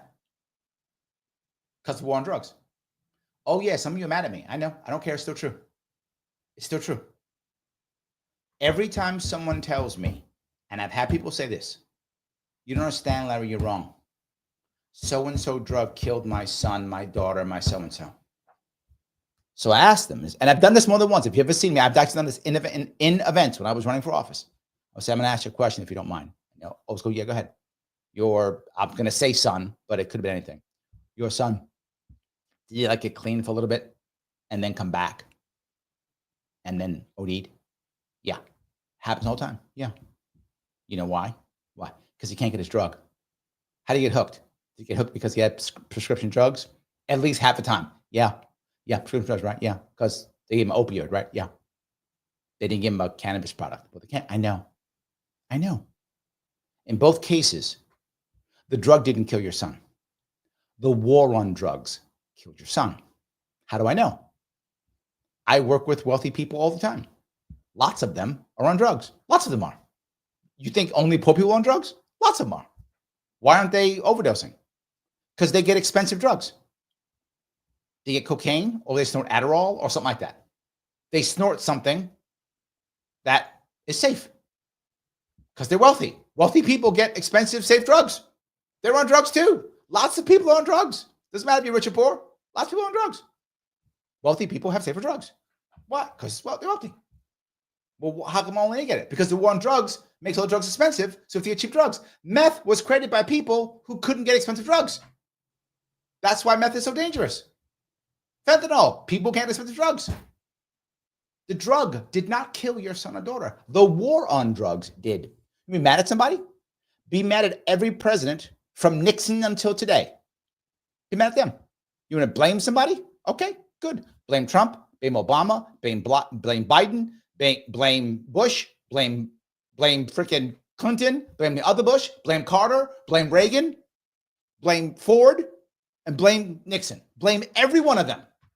Every one of them could have ended the war on drugs. None of them did. Blame every one of them. Get mad at them. They killed your son. They killed your daughter. They could have stopped it. None of them did. So China's not attacking us with fentanyl. That's not a thing. It's a thing they say to make people angry. That's not true. Mexicans aren't attacking us with fentanyl. We are eagerly buying fentanyl. Eagerly. There is no attack. We are eagerly buying fentanyl purposefully because our addicts in our country want them. I know that's hard to hear, specifically if you have someone in your life who's an addict. I know. I've had someone in my life who's an addict. And the worst part about having someone in your life who's an addict, the worst part of it all, is that they will always choose the substance over you until they've hit rock bottom. And if you're lucky, they hit rock bottom before they die. I was lucky. My loved one hit rock bottom before she died. I got her back. I was lucky. A lot of people don't get that loved one back because they don't hit rock bottom. They die first. But here's what I know. No war on drugs, there's a chance they could live. There's a chance they can live because when they hit rock bottom, it doesn't mean death. Rock bottom means they lose their friends, they lose their looks, they lose their job, they lose their possessions. Terrible, but they don't lose their life. They're in the streets. That's rock bottom. They're in the streets, living out of the car. That's rock bottom, but not dead. I can get them out of the car. I had to get mine out of prison. That's where my mom was in prison. I had to pull mine out of prison, right? But rock bottom either means prison or it means living in a car or living in the street. I can find them and I can pull them back up because now they hit rock bottom. I can get them back. But no, war on drugs makes sure that rock bottom is prison or death. The war on drugs makes sure the rock bottom is prison or death. How do I know that? Because alcohol is legal. And most people are hitting rock bottom before they die when it comes to alcohol. Most are. Some are still dying of alcohol poisoning. Some are still dying of liver cirrhosis. Some are still are. But a whole lot less. Most of them, people who are addicted to alcohol, hit rock bottom before they die. It's legal. Most. Anyway. So yeah, that's how that works. Let me keep moving if I could. So yeah. All right. I'm going to grab a couple more of these. You got me a little bit going, but I appreciate it. So want to keep going. All righty. By the way, not only did I vote for Tina, I know Tina. I've been on shows with her before. She's actually very funny. Boy, she got a mouth on her. Ooh, man, does she have a mouth on her? Yes, absolutely. Does she have a mouth on her? 100%. So, peace goes on to $5. Thank you. I'm very knowledgeable on this topic, and you were 100% right. Didn't word that last question. Yeah, thank you. Yeah, they are. Yes, they're looking for it. They want it. Yeah, I don't know how. Again, I don't know your background in this regard, Dean. I don't know if we've spoken about your world people addiction in your life. I don't remember if we've spoken about that in the past. I think we did, didn't we? I think we did speak about that. Yeah, I think we did. So yes. All righty. Any case, let me keep going here. Let's go down here. Sam says FDR was pretty bad. I hope you do that show. Yeah, I think I will. I've been thinking about that show. I think I will. Yes. So Roy says China learned from the British, addicting them on opium to now pay the West. But I don't doubt it. Yes, I don't doubt it. Dave, with the fentanyl thing, I'm reminded of an episode, Homicide: Life on the Streets, where heroin addicts were ODing in Baltimore. One of the characters was an addict. 2 of 2. The character said the addicts think they can handle a drug. Correct, Dave. Yes, they're looking for it. Yes, they're looking for it. Yes. Sal says we have meth because back in the 30s, the Japanese wanted super pigment. Oh, no, I'm sorry. I should have been clearer, Sal. I'm sorry. I meant the current batch of street meth that we have. I should have been clearer. I'm sorry. I got a little emotional. I wasn't clear, Sal. Let me be clearer. I meant the current batch of dangerous street meth, right? Bathtub meth, garage blowing up meth. That's because the people can't afford heroin and they can't afford expensive drugs. That's the reason. So yeah, for that one. So I should have been clearer. You are correct. I should have been clearer in what I said. So yes. Okay. That was my error for not being clear. Paula says living with an addict is hell, and they put you through hell too before they hit rock bottom. Yes. Paula, yes, you're right. Legalization and decriminalizing drugs keeps them out of prison and away from dealers and the pimps. Yes. Yes. Look, it's not perfect. People getting hooked on drugs sucks. Paula, obviously you live with an addict. I get it. It is not, it sucks. All I'm saying is, do I want them to live and give them a chance at getting them back or not? Yes, that's it. Roy goes, amen, and reduces the shame. Yes, people should want to get help. I want them to get help, right? I want my loved one back. Right? I want my loved one back. That's what I want. I don't want the person. I don't want to be all righteous. Yeah, I'm righteous. I'm like, no. I want my loved one back. Right? Again, I openly say I was lucky. When I got my mom back, she never went back. She was clean until the day she died. She never went back, ever. And she would tell me something. We'd sit and watch a TV show, a movie or something. And somebody will be doing drugs in the movie or the TV show, right? And she would look at me and she'd say, Larry, I can smell it. She would tell me, Larry, I can smell it. And it's on the TV, right? We're watching some show or something, some movie or whatever. And she could smell it. That's an addict. And she never went back. I gave her the support structure she needed. She had support structure. And I got my mom back. I recognize how lucky I was. I recognize it, 100% recognize it. Like I'm not sitting here acting. I got 20 years with my mom, clean. I am very happy that I got that. That's all I'm saying. Some people don't get it. I would like every one of you who has an addict in your life to get that person back. That's what I would like. I know that some of you have already lost somebody. If you're listening, I'm sure you have. And some of you will not get your loved one back if they're an addict. I know. I hope they would. So anyway, I have said my piece. Let me keep going if I can. All righty.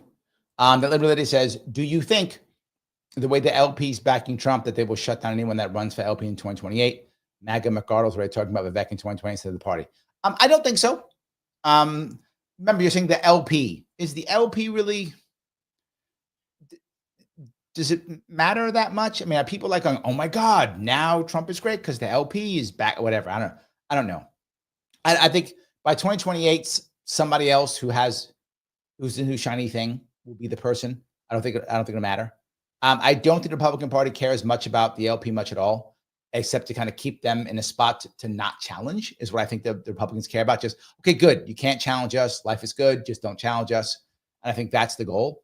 That's what I think, right, is what they care about. But I think, look, I do not think that any Republican would want to run against the Republican Party in 2028. The Republican Party in 2028 is going to be a strong party in some way, shape, or form. I don't know what that one's going to be yet, but it'll be a strong party. It's not going to be like destroyed because either Trump does something terrible or Trump is great. Neither one of those is going to matter, right? It's still going to be a powerful party with lots of infrastructure. It's going to be a powerful party either way. I'm not saying they're going to win in 2028. I don't know, but it's going to be powerful. Why would you run as a libertarian? If you have a chance, if Vivek has a chance of running as a Republican, why in the world would he run as a libertarian? I can't imagine that. Angela can want that all day long. I have no idea why he would do it. It makes no sense. The person who'd run as a libertarian in 2028 will be someone who would hope. I think, by the way, I think it's a good chance to run. If you're a libertarian considering running, I think that's a good chance to run 2028 because there'll be no incumbent. So you have a chance at making some impact. I don't think the libertarian has a chance of victory in 2028, but could the libertarian say maybe get 5%? The right one could. Maybe. That's a chance.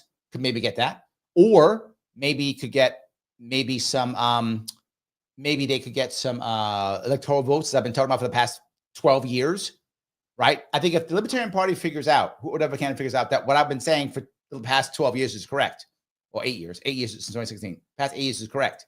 If they would get that, I think 2020 is a great time to run because you probably could get the 5% to make the Libertarian Party viable in 32, right? The Libertarian Party can become viable in 2032 if it breaks 5% in 2028. Now it becomes a viable force in 2032. But with how bad we did this year, I mean, we're not viable in 2028 to do anything except maybe, again, the right person, right plan, get something. I think that's the answer. So, and I don't think Vivek would. Why would Vivek want to do that? Why would anyone who could win the Republican nomination take our second choice? I don't see that. I don't know any. I can't imagine that. I can't imagine that. So, yes. Alrighty, I'm gonna grab a couple more off of Rumble if I could. Straight End says, "Go to war or don't go into war." I agree. Yes. Go to war or don't. Thank you for that. It's 100% true. Yes, that is the biggest piece. Straight says, "Haha, got that, lady. I thought I saw an Oval Office green screen on any of you that." I do have an Oval Office one also. I do. I have an Oval Office to do that, and I have a Congress one. I have a bunch of different ones. So yes, I do. I have a bunch. So I want to go back to one more thing before I got a bunch more I want to grab. The LP is a big one. I will start grabbing some LP stuff. Before I go there, guys, please click the button known as LIKE. Yes, like, punch it, kick it, slam it, whatever. Everyone matters. Please do so. Wherever you're watching on Twitter, Facebook, whatever, YouTube, click the button known as like. Please do so. If you're watching on Twitter or Facebook, share this into a Facebook group. Share it someplace else. Pick it up, pop it, put it someplace else so people can see it. It does matter. If you have not subscribed yet on YouTube, please do so. And if you have, but you're not sure, subscribe again, because sometimes YouTube decides randomly that you are a bot and it just unsubscribes you. I'm not joking. I hear all the time, "Oh man, I was subscribed." No, I'm not. Yep. YouTube decides you're a bot for whatever reason. So it unsubscribes you. So please resubscribe and click, if you would, the button that says notification. Click that notification button. It does matter. Super chat me if you want to. It goes right to the front. You can become a member if you want to. Remember, I'm doing members only shows, not members watching, but members can be on the show physically. Did one last week.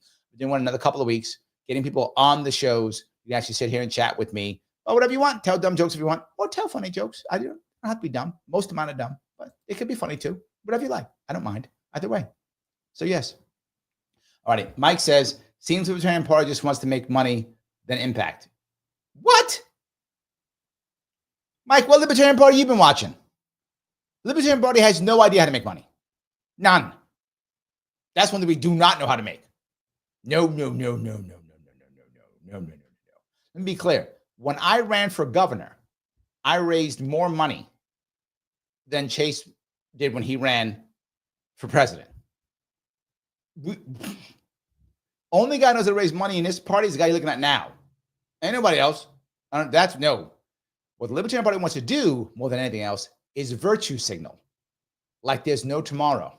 I'm purer than you. I'm purer than the other guy. I'm a more pious voter than you are. I'm more pious than you are. That's what matters. The rest of it, they don't care. Money. What you been looking at? No way. No way. Yes. So Paula goes on to say, shame doesn't work. Neither does jail. From what I've experienced, you need rehab. Come to a Jesus moment.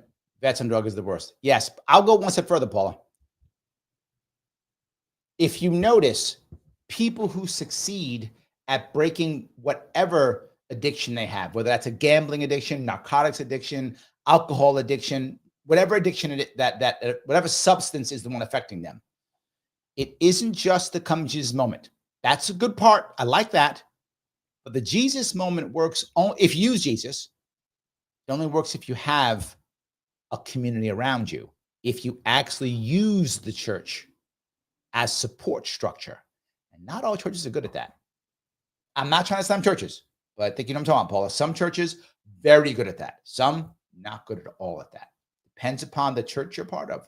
Some communities are very good at the support you need. Support's the key, whether that's 12-step programs aren't magical. People think it's magical. They're not magical. Do you have the right group that gives you support? That's the critical aspect. If your AA group is terrible and you have no support, you failing. AA isn't magical. It's the people there. Will they support you effectively? And that's, to be forward for many people, Paula, that's luck.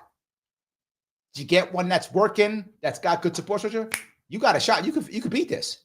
You got one that's broken, full of a bunch of posers, you're not beating it. In fact, in some of those spots, if you had a bad one, they're helping you go back.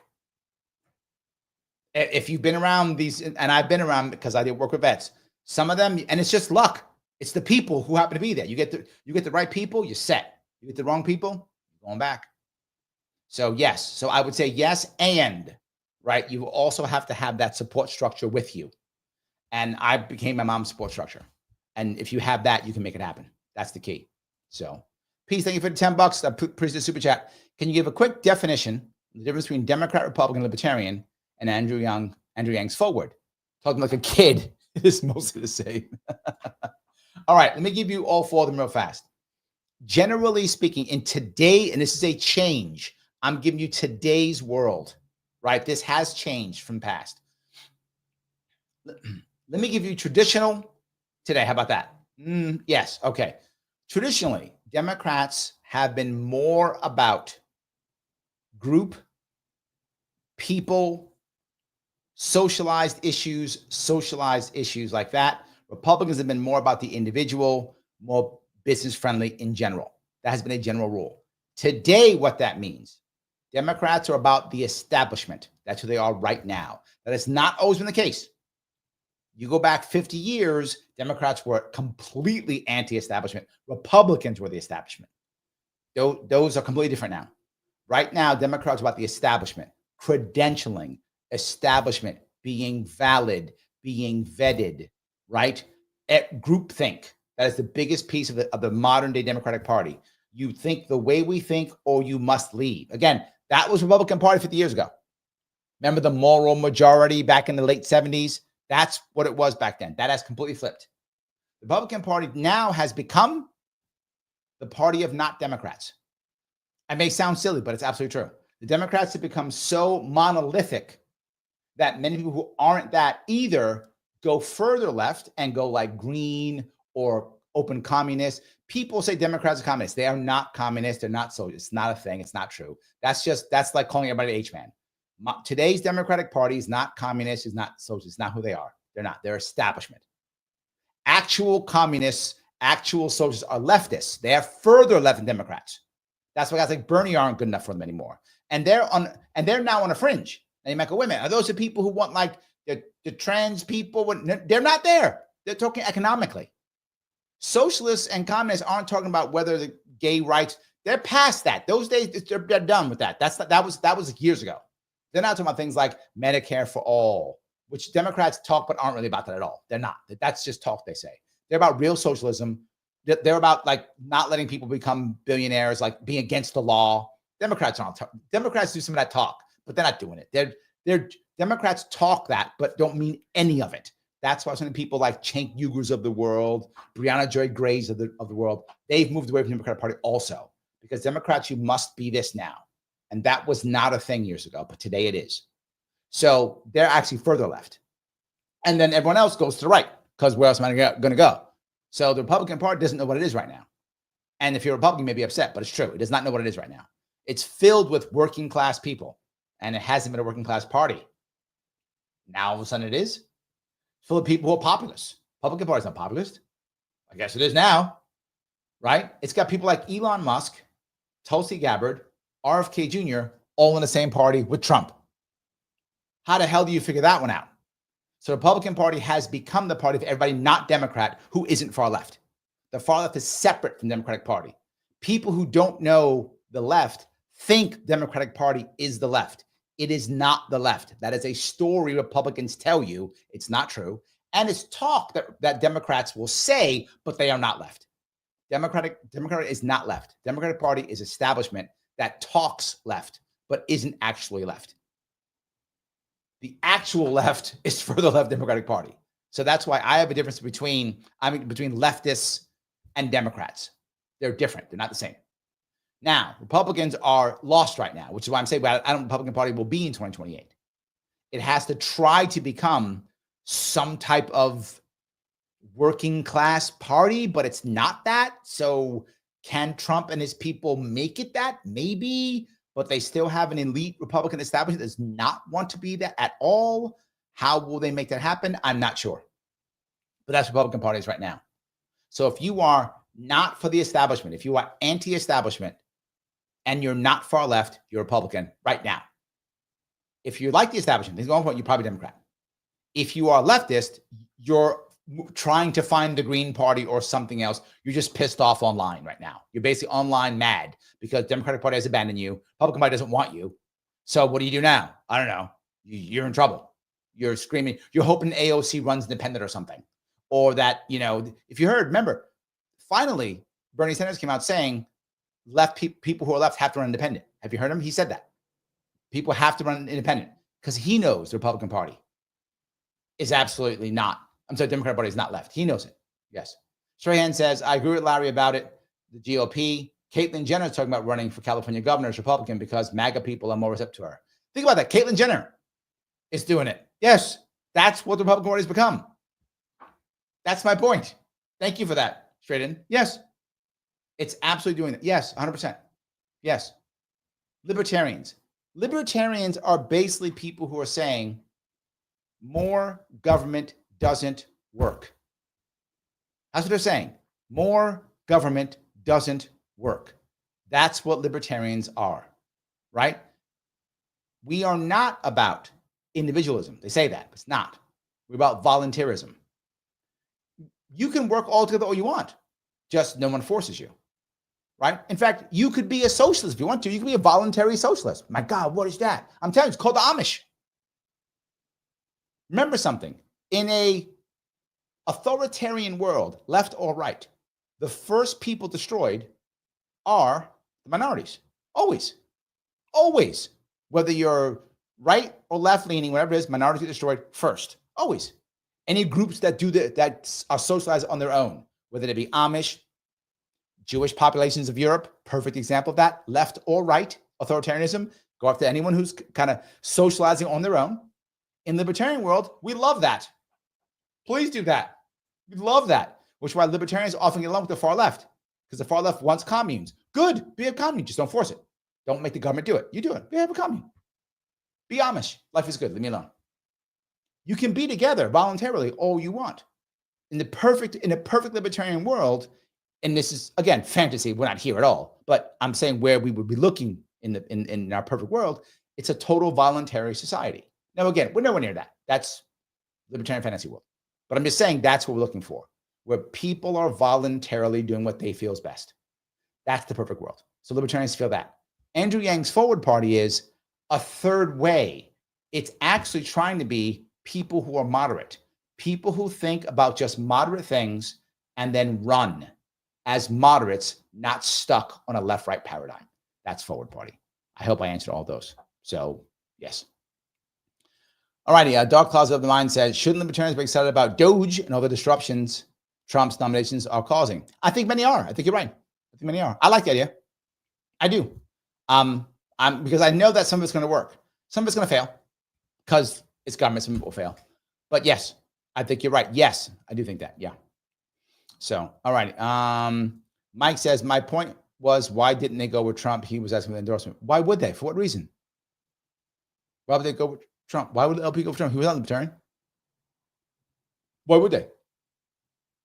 You know, Paula says, I wish the LP was into money. We are giving purity tests and getting stuck in the culture wars. Yes. Yes. Yes. Roy says, Dems will help you. Okay, Dems will say they'll help you, but they won't. They'll keep you in the same spot. Republicans, God will help you. They'll say that, but they'll keep you in the same spot. Libertarians, you can help yourself. Good libertarians will get the government out of the way so you can't help yourself and will support communities. So kind of yes, Roy. I'm going to tweak it a little bit, but kind of yes. Yeah, kind of yes. Kind of yes. I think that's true. Kind of yes. So yeah. Shan says, libertarians don't know how to campaign. Sometimes we want to make a website. Yeah, because this is a problem. You remember something. Libertarians have spent literally decades just trying to get people to run so they could be on a ballot. That was our goal for literally decades. And sadly, Shan, that has stayed in our world. That has stayed in our world to where many people still think, well, I'm running for office, so I'll put my name on a ballot and I'm done. And we need to get rid of it. It's a problem that we have. It's been ingrained for decades and we haven't broken it. It's a cultural problem. And they're called, by the way, paper candidates. We actually have a name for them. Oh, he's a paper candidate. We have that's how common that has been. We have a name for it. You are correct. So yes. Joel says, Larry Sharpe, have you decided to run for governor of New York in 2026? I've been hoping you are. Now, I can't say I'm doing that right now, Joel, because then if I announce now, then I can't talk to PACs. That would be illegal, Joel. See? So if I were to announce that I was running for governor in 2026, I'm not making an announcement. But if I were to make the announcement now, I would have to have a campaign. I would have to have a committee. And then to do that, it would then be illegal for me to talk to PACs. And then that whole money thing I just talked about, that libertarians should be better at, I would have trouble doing. So if I were to be running for office in 2026, if I were running for an office in 2026, like governor or something like that, I wouldn't want to say it now. I would want to wait later on, in theory, in my theoretical run for governor in 2026, which I'm not announcing now. But in theory, if I were to announce the thing, I'd want to wait until I was sure, and then I would be able to make sure that PACs would be supporting me with no, and then I could stop worrying about like legal issues. If that makes any sense. So maybe I have to worry about these things because I would be considering running for governor in 2026. Joel, just to be clear. So yes. Paula says, I had hoped the LP would be as big tent as GOP is now, but we got sucked into culture wars and became a small tent. Yes, you're right. Cheyenne goes on to say, I think Doge makes it off good, but I worry about becoming another bureaucracy. Well, I do too, but I hope it's true, I heard that it will not be a bureaucracy. Now, that's both good and bad. The good part is, to your point, it can't become a big bureaucracy if it isn't a bureaucracy. The bad part is, will it have any power at all? That is my concern. So both of those, yes. But look, the number one thing to be forward, China, is I want the culture to change. The culture should change. Look, people need help. This is to Roy's point. People still need help. People still fall down. People make mistakes. People are unlucky, right? Of course, people are born in bad spots. This is what happens, of course. So I still want people to be helped. I want people to have a hand up. I just want communities to be able to do it that actually care about their people versus government bureaucrats who don't care, right? That's it. Mike says, if you hypothetically did run, would you do the show? Yes, I did. I did a show. I called it a Gov Shack when I ran last time. So yes, I don't stop doing shows. Of course. By the way, I got that idea. For those of you who don't remember, where I get this idea from doing this. Believe it or not, I got it from actually Giuliani, Mayor Giuliani. Mayor Giuliani used to do, I think it was a Thursday show once a week on WOR radio in New York. where he'd do a live show with, I believe it was John Gambling. I think was the guy he did it with. I think that's right. John Gambling and Giuliani used to do a show together on WOR on 10 I think it was 10 a.m. on Thursdays, if I remember right. We would just take live phone calls. And people calling, hey, someone, broke the window on 3rd Avenue. Really? And he calls guy up, hey, fix that right there, whatever, go there, whatever. And like, he just talk to people. What's going on back and forth. He did it for like years. And then when Bloomberg came in, Bloomberg picked it up and did it too. I was like, that's cool. And so then de Blasio didn't do it after that. But they both did that show. And I thought, that's a good thing. So I thought I would do it too. So when I ran for governor, I did a weekly show. I called it Gov Shack. It's in the Love Shack, the Gov Shack. See dumb jokes. So yes, I would still do it. No matter what, because I still want to be able, the reason why I do so many live shows and when I run for office, so many live events, is I never want to not understand what the people are actually thinking. And I want them to know that what I'm thinking and how I think. Because the problem is when you run for anything and you start to become popular, that's when they lie about you, right? That's when they lie about you.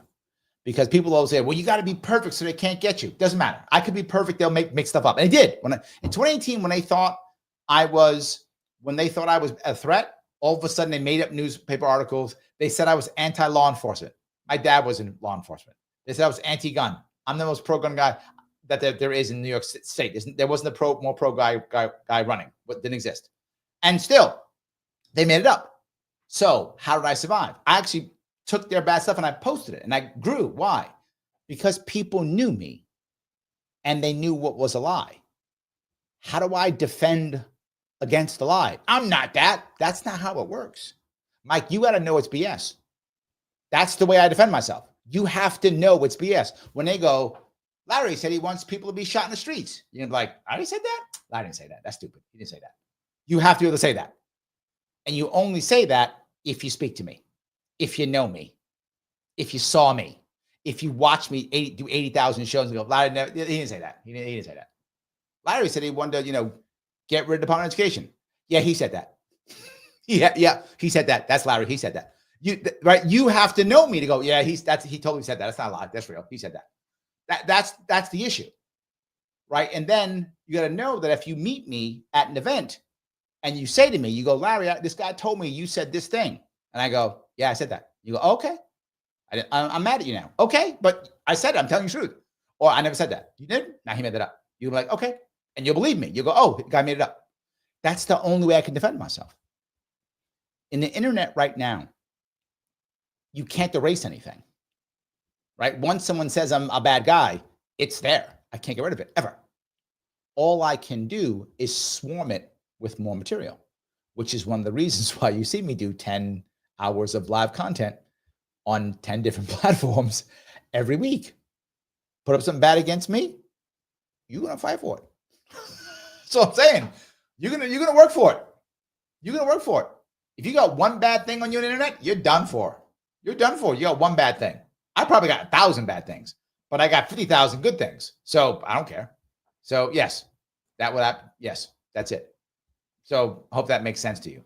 So the issue is, I hope you would know that if you were mad at me for something and said, hey, Larry said this thing, can't believe it, and you found me at some event, you just asked me, hey, Larry, so-and-so said this. Did you say it? I will tell you the truth if I said it or not. Or if I was wrong, right? Sometimes I say something and later on I go, you know what, I'm wrong. I shouldn't have said that. And I'll tell you, yeah, I screwed up. I shouldn't have said that. Or I misspoke or whatever, right? I would tell you. Or like, no, I said it and I stand by it. Whatever. So I hope that makes sense. So yes, Paul says campaigning requires money. If you want a shot at winning, you need ballot access and cash, especially when establishment comes after. Yes. So if you can't support Larry financially, you can hit the like button. Yay. You are correct, Paula. Click the button on the like and share this everywhere you can. It does matter. Daniel says Larry has receipts. I always come up with receipts, Daniel. I do. I do predict things. I'm not always right, but I'm often right. That's what I would say. I'm usually right, but not always. I've been wrong. I'm usually right, and I try to predict and I say things. And that's why I talk about these things. I tell you in advance. I told you about Syria months ago. Months ago, I told you about Syria. I said, this was going to happen, how it's working, this is the issue. I do. Yes. So, yeah. All right. Roy says, Larry isn't a politician, so Gov Sharpe will listen to constituents to better govern. Oh, thank you. Not just listen to voters to better run. Yeah. I have always tried my best to stay in the loop to the best of my ability, right? It's difficult sometimes, but I try my best to do so whenever I can, 100%. Guys, I'm going to ask you one more time. Click the button known as like if you have not. If you have not clicked it, I don't know why you haven't. If you're watching this on Facebook or Twitter, please share this. Every single share matters. It's how I get past the algorithms. If you haven't subscribed, please do so. Follow me on Facebook. Follow me on all the things. Each bit matters so I can keep moving this forward. Thank you all for the super chats. I appreciate it. If you have not become a member yet, please do so if you can. Click the join button on either YouTube Larry Sharpe or YouTube The Sharpe Way. Either one of those, does not matter which one. And every month I'll be doing a member show where the members come on and chat with me directly. And we talk about whatever you want to talk about. Doesn't matter. Any of them, all of them is good. And not just that, please, if you can, once this is over, please put a comment. I know I've been slow recently, but I will start responding to them quickly, best of my ability. I'll keep going. I will be on again tomorrow, 7 p.m. And I'm going to try my damnedest because I may be taking some time off during the Christmas time. I'm going to try my damnedest to do a show every single day until December 20th. That's like 20 shows in a row. I'm going to try to do a show every day for 20 days. I don't know if I can, but I'm going to try. If I can do that, that will be the longest I've ever done shows in a row, period. We'll see. All right, guys. Thank you so much for today. We'll see if I can make it. I will see you all